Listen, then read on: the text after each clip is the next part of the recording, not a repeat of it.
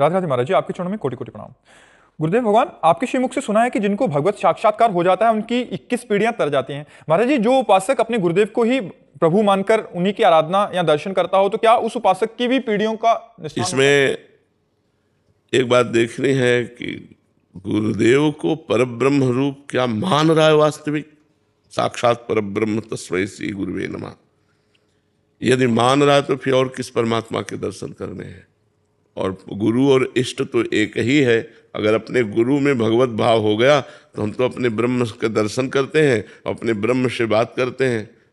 तो ये भाव बना रहेगा ना, मेरे गुरुदेव साक्षात परब्रह्म है।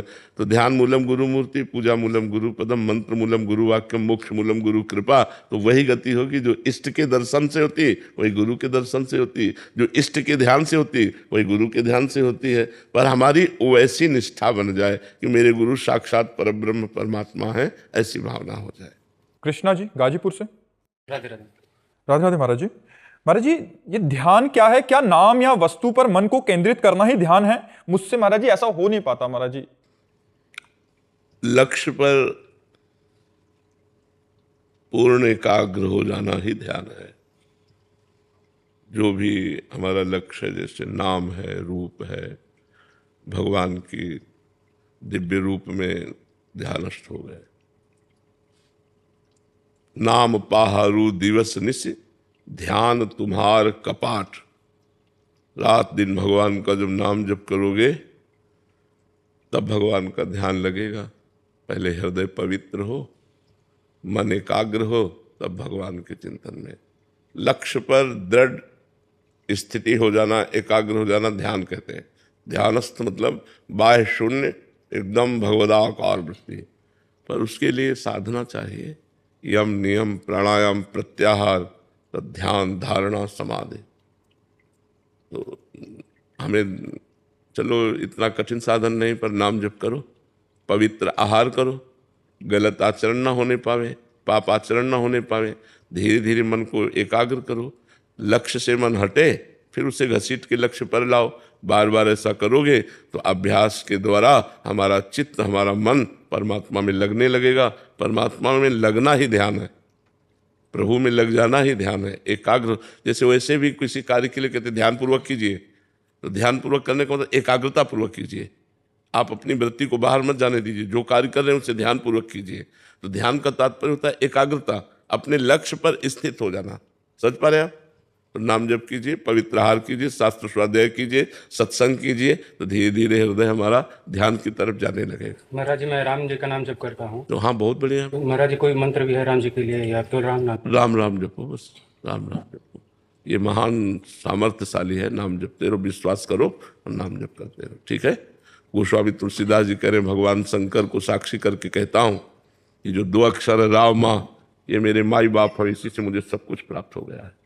तो सब कुछ प्राप्त हो जाएगा, भगवान के नाम में लगो, ठीक है। भगत सिंह जी राधा वल्लभ श्री हरिवंश महाराज जी। गुरुदेव भगवान, आपके चरणों में कोटि कोटि प्रणाम। महाराज जी, आपके एकांतिक प्रवचन सुनने एवं प्रेरणा से भक्ति भाव, भजन व नाम जप के साथ ग्रस्त के दायित्वों का निर्वहन करते हुए सांसारिक इच्छा रखना आध्यात्मिक कल्याण मार्ग में बाधक है क्या? सांसारिक इच्छाएं भी है और भक्ति मार्ग भी शुरू कर दिया। वैसे अध्यात्म का स्वरूप है इच्छा रहित हो जाना, पर हम इच्छा सहित ही अध्यात्म में कदम रखते हैं। अध्यात्म ही हमें इच्छा रहित करता है।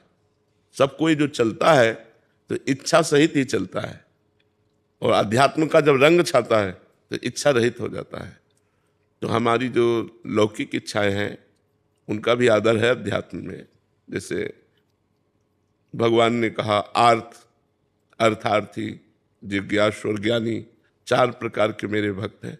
तो संकट निवृत्ति के लिए परम सामर्थ्यशाली सर्वांतर्यामी परमात्मा की शरण लेना, अर्थ प्राप्ति के लिए या परमात्मा को जानने के लिए, और परमात्मा प्राप्त हो गए उन्हें ज्ञानी महात्मा कहते हैं। तो 4 प्रकार के भक्त बताए। तो अर्थ आदि या आवश्यकताओं की पूर्ति परमात्मा से कराने के लिए इच्छा रखना, ये कोई विशेष बाधक नहीं है। बाधक है पर विशेष बाधक नहीं है। और बाधक किस लिए है कि मुझे मुक्त होना है संसार से, तो हर इच्छा का त्याग करना पड़ेगा। या भगवान की प्राप्ति करनी तो हर इच्छा का त्याग करना पड़ेगा। पर अभी भगवान की प्राप्ति की इच्छा जागी नहीं, तो इसलिए जो हमारी वर्तमान की समस्याएं हैं हम वो भगवान से निवेदन कर सकते हैं। वो सर्व सामर्थ्यशाली हैं, वो हमारी इच्छाओं की भी पूर्ति कर देंगे और हमें परमार्थ का मार्ग भी दे देंगे, हमें भगवत प्राप्ति का भी मार्ग दे देंगे। समझ पा रहे हैं आप? अमरजीत जी प्रयागराज से। राधा वल्लभ श्री हरि। श्री हरिवंश महाराज जी, आपके चरणों में कोटि कोटि दंडवत प्रणाम। गुरुदेव भगवान, मेरा प्रश्न है कि क्या मैं इसी जन्म में अपने माता पिता की सेवा करते हुए भगवत प्राप्ति कर सकता हूँ? कर सकते हो, इसीलिए मानव देह मिला है, साधन धाम मोक्ष कर द्वारा, ये तो मिला ही है। माता पिता में भगवत भाव करके उनकी सेवा करो और नाम जप करो तो निश्चित भगवत प्राप्ति हो जाएगी। पर भगवत प्राप्ति करना चाहो तब ना। और यद्यपि संसार को साधन बनाकर भगवान को साध्य बनाना चाहिए, और भगवान को साधन बनाकर संसार साध्य कर रहे हैं। अगर हम संसार मांग रहे हैं तो भगवान को साधन माना और संसार को साध्य माना, जबकि होना ऐसा चाहिए कि संसार की सब भोग सामग्री साधन बन जाए और भगवान हमारे साध्य बन जाए। तो लक्ष्य तो माता पिता की सेवा करके, समाज की सेवा करके, नाम जप करते हुए हम पूर्ण कर सकते हैं, पर लक्ष्य हमारे अंदर बने तब ना कि मुझे भगवत प्राप्ति करनी है।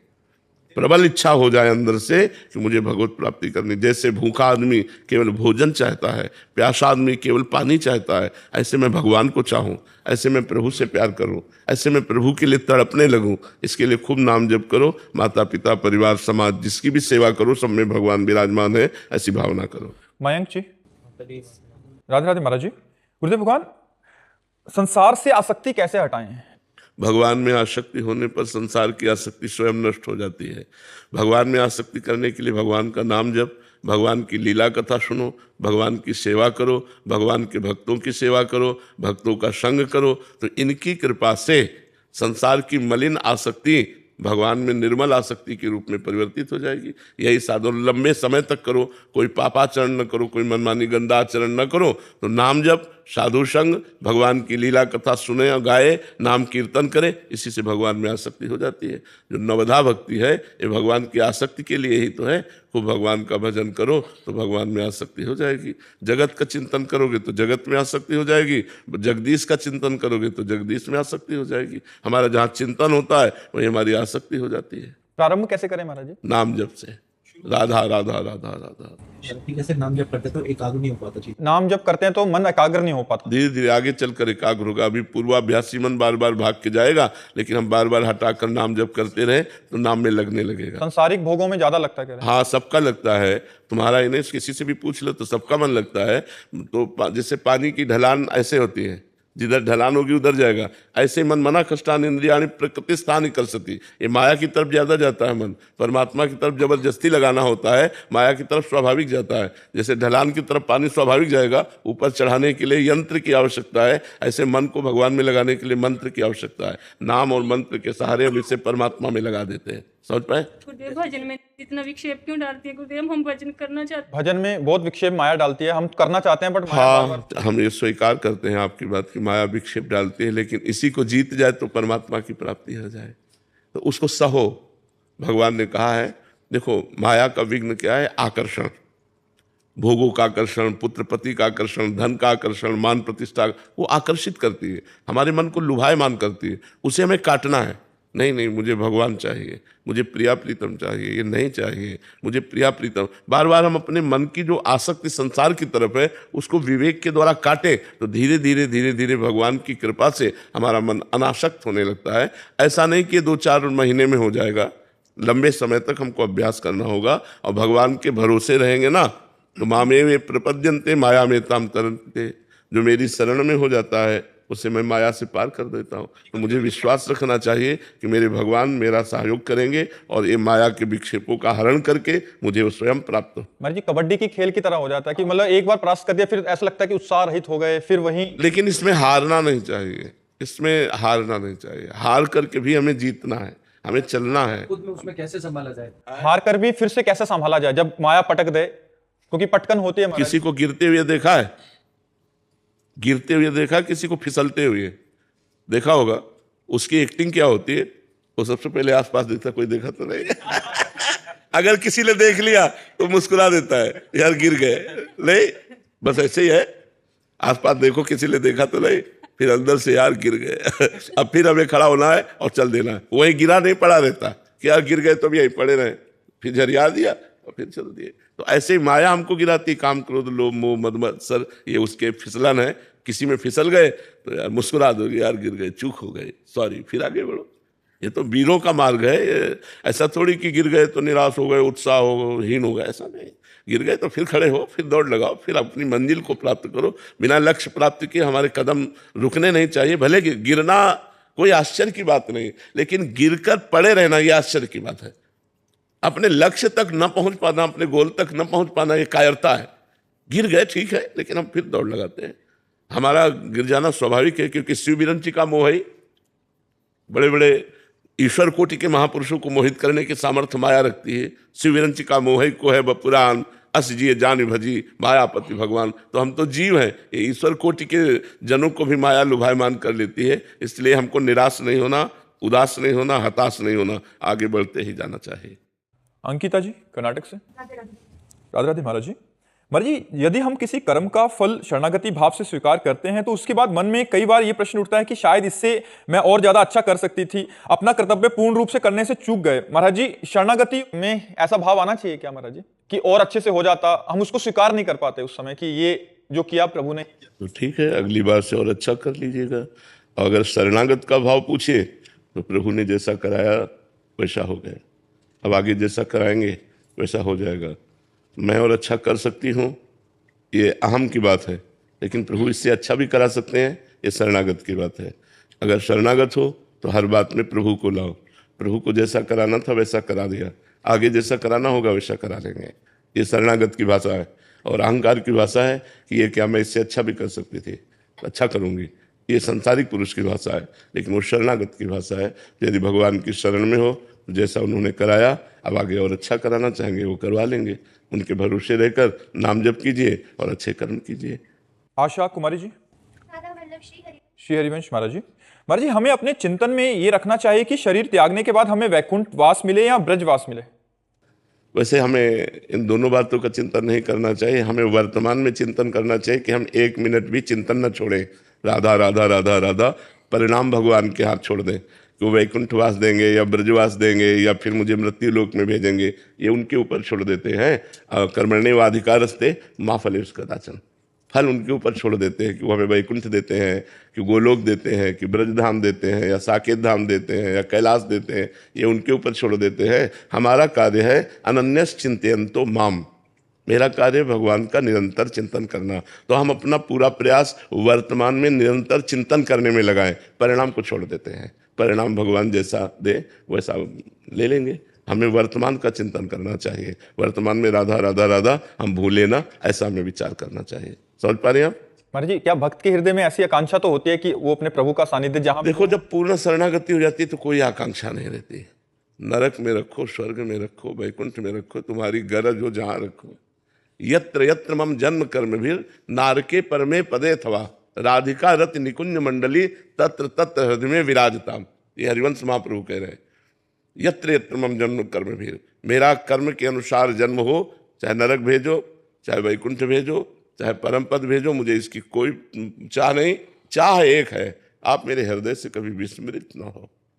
हे लाडलीजू, आप अपने परिकर के सहित मेरे हृदय में स्फुरित होती रहो। फिर मुझे नरक भेजो, वैकुंठ भेजो, इससे भी कुछ। महाराज जी, यही बात भगवत रसिक जी भी आप कह रहे हैं। हाँ, नरक स्वर्ग पवर्ग आस नहीं त्रास है, जा राखो ता रहो मान सुख रास से। ये जब उच्च कोटि की शरणागति हो जाती है तो दर्शन दो ये भी बात नहीं रहती।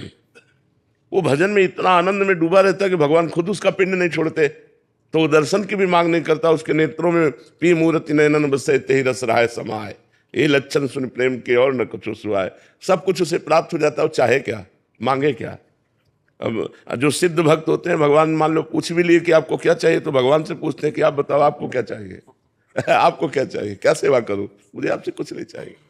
वो इतना तृप्त कर देते हैं अपने जन को कि लोक पर लोक की कोई चाह नहीं रह जाती। जहां जैसे रखो तुम्हारी मौज प्यारे, मैं आपका हूं, जोई जोई प्यारो करे कोई मोहि भावे। अनु जी ऑस्ट्रेलिया से। राधे राधे महाराज जी। महाराज जी, जब किसी साधक के हृदय में कोई आध्यात्मिक इच्छा हो और उसे प्राप्त करने हेतु साधना के प्रयास के पश्चात भी वो पूर्ण ना हो, तो साधक को क्या करना चाहिए? नाम जप करना चाहिए। नाम जप का प्रयास जारी रखना चाहिए।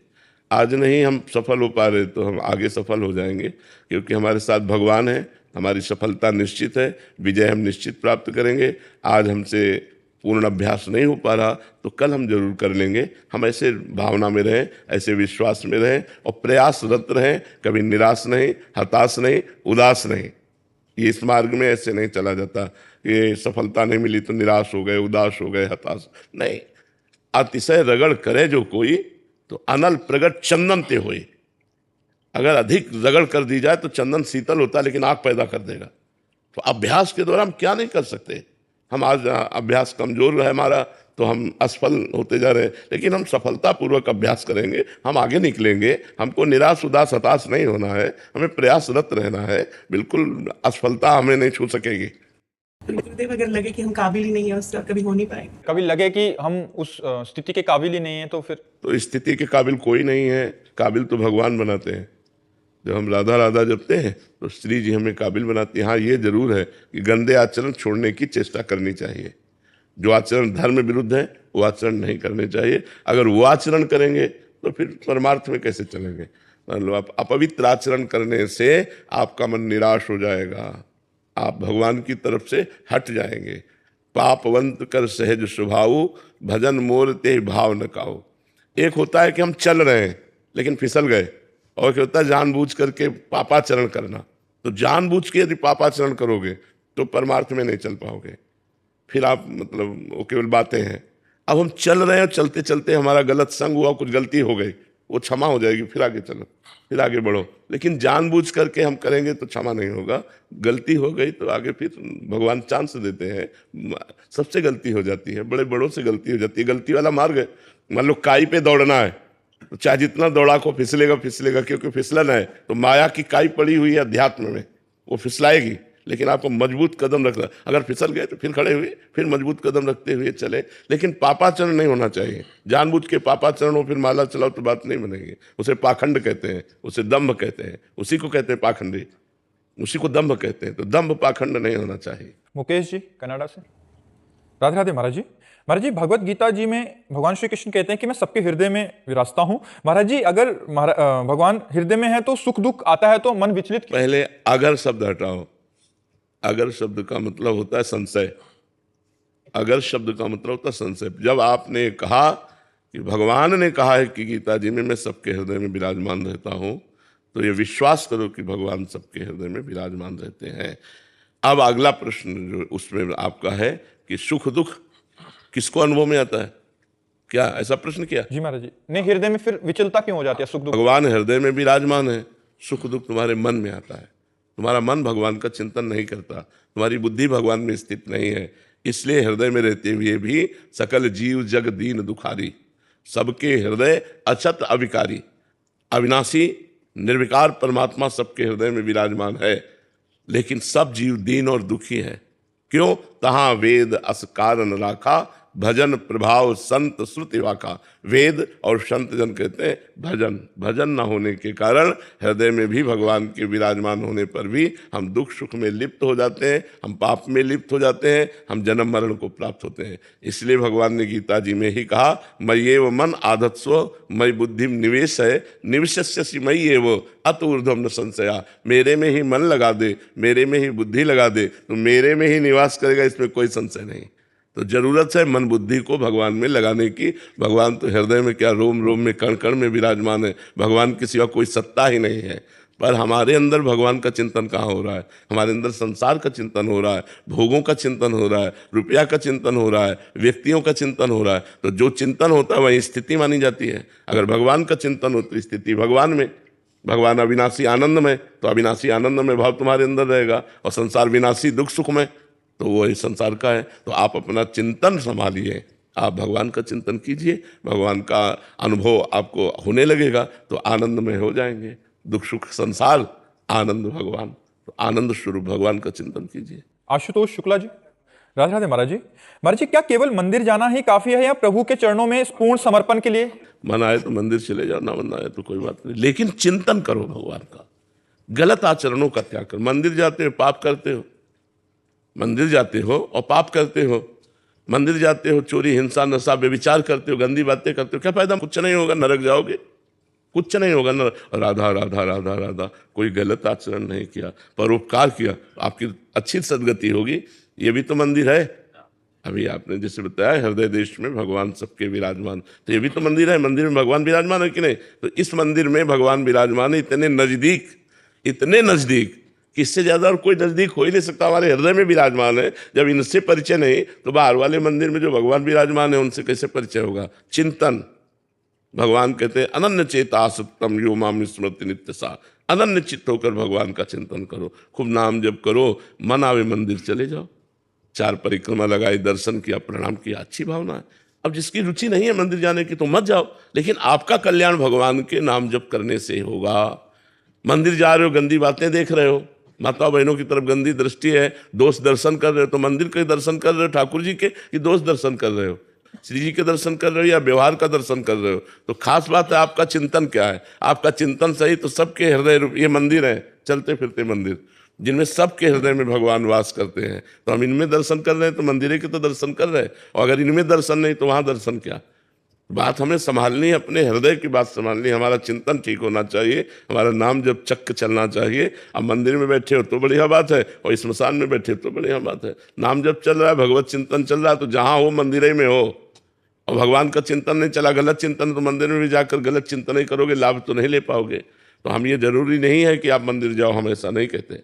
तुम्हारी रुचि है तो मंदिर जाओ, तुम्हारी रुचि नहीं है, तुम्हारे पास भाव नहीं है, तो आप नाम जप करो, आपका काम हो जाएगा।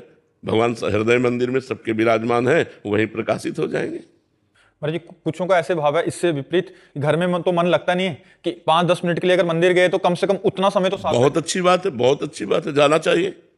हमारी बात समझिए, हम निषेध नहीं कहते, हमने कहा यदि आपका भाव नहीं बैठता, आपकी रुचि नहीं बैठती, आप मत जाइए। आप घर में चिंतन कीजिए, भगवान का काम काज करते हुए चिंतन कीजिए। यदि आपको समय मिलता है तो जाइए, दर्शन कीजिए, 4 परिक्रमा कीजिए, 10 मिनट 1 घंटा बैठिए, उनके सामने बैठकर जप कीजिए, बढ़िया बात है। लेकिन हम जरूरी नहीं है, जरूरी है भगवान का चिंतन करना। भगवान के श्री विग्रह के पास रहते हुए चिंतन गलत है तो लाभ नहीं ले पाएंगे। भगवान के साक्षात्कार करते हुए भी चिंतन सही नहीं तो लाभ नहीं ले पाएंगे। दुर्योधन भगवान को साक्षात देख रहा है, मूर्ति नहीं, साक्षात श्री कृष्ण को देख रहा है, लेकिन चिंतन सही नहीं है तो लाभ नहीं ले पाया, भगवान को भगवान नहीं मान पाया, भगवान से प्रेम नहीं कर पाया, भगवान का कृपा प्रसाद नहीं प्राप्त कर पाया, जबकि भगवान उसके सामने थे। कई बार भगवान उसके सामने हुए दुर्योधन के, लेकिन चिंतन सही ना होने के कारण वो भगवान से लाभ नहीं ले पाया। तो खास चीज भगवान का सामने होना नहीं है, खास चीज है चिंतन। आपका भजन चिंतन हो रहा है कि नहीं हो रहा? भजन हो रहा है, चकाचक आप भगवदानंद में डूबे रहेंगे। भजन नहीं हो रहा तो मंदिर में बैठे इधर उधर ताक झांक करेंगे, ठाकुर जी को नहीं देख पाएंगे, ठाकुर जी का आनंद नहीं ले पाएंगे। तो नाम जप करो, फिर मंदिर जाओ तो देखो कितना आनंद होता है। ठाकुर से आंख मिलाओ, दर्शन करो, परिक्रमा करो, प्रणाम करो, अहोभाग्य सौभाग्य। गुरु जी, भगवान का काम करना जरूरी नहीं है, भगवान का नाम लेके ही चलेगा, काम नहीं करना पड़ेगा भगवान का? कौन सा काम? भगवान ने जो जो हमें सिखाया है, हमें जो जो ऐसे संस्कार दिए हैं। ऐसा कभी प्रवचन में सुना है क्या कि कोई कार्य नहीं करना चाहिए? ऐसे प्रवचन में सुना है क्या कभी? सदैव प्रवचन में यही कहा जाता है कि अपने कर्तव्य का पालन करते हुए भगवान का नाम जप करो। अपना काम करते, तुम व्यापारी हो, तुम नौकरी वाले हो, तुम किसान हो, अपना कार्य करते हुए भगवान का नाम जप करो। अपने कार्य में कायरता मत करो, अपने कार्य में जो धर्मयुक्त कार्य है उसको करो। अब जैसे आप कोई ऑफिसर हैं, आप घूस ले रहे, आप अधर्माचरण कर रहे, आप ठीक नहीं कर रहे। आप अपने कर्तव्य का पालन करो, वो आपकी पूजा है। और नाम जप करोगे जिससे तुम्हारा मन शुद्ध होगा, परमात्मा की प्राप्ति होगी। तो मामनुष्मर युद्ध से भगवान का स्मरण करते हुए अपने कर्तव्य का पालन करना, ये तो सदैव यही उपदेश होते रहते हैं। जब उपदेश होते यही उपदेश होते हैं। कभी ऐसा नहीं कहा गया कि आप सब कामकाज छोड़ दो, ऐसा नहीं कहा गया। हम सब छोड़कर भी बैठे हैं क्या?